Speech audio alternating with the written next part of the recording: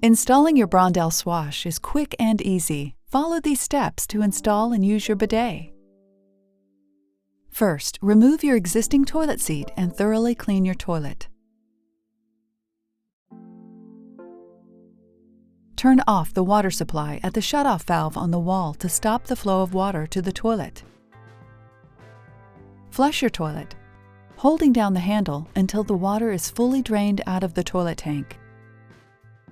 Unscrew the flexible water supply line from your fill valve beneath the toilet tank. You may want a small bucket or towel handy to catch any residual water.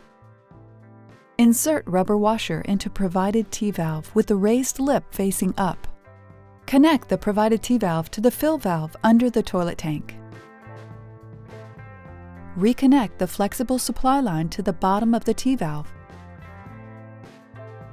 To mount your swash, place the mounting plate over the bolt holes with the arrow pointing toward the toilet tank.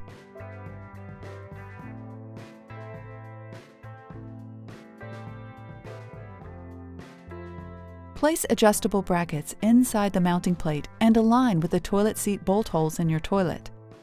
Slide the mounting bolts through the mounting plate and the holes in the toilet. Secure the bolts with the provided washers and nuts, but leave the bolts loose enough to allow the seat position to be adjusted later. Place your swash flat onto the toilet in front of the mounting plate. Slide your swash toward the tank onto the mounting plate until it clicks into place. To adjust the position of the seat, slide your seat forward or backwards for the best fit, and tighten the nuts under the toilet.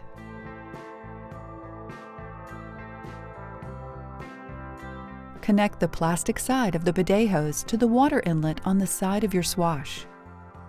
Connect the metal end of the bidet hose to the T-valve.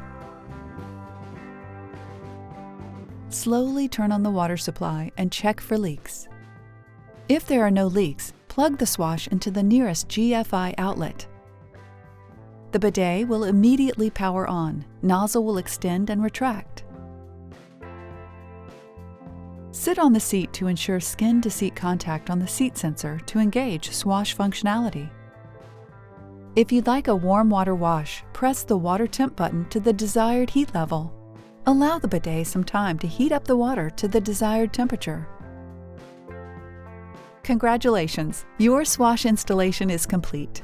Please refer to the owner's manual for instructions on how to properly operate and maintain your swash.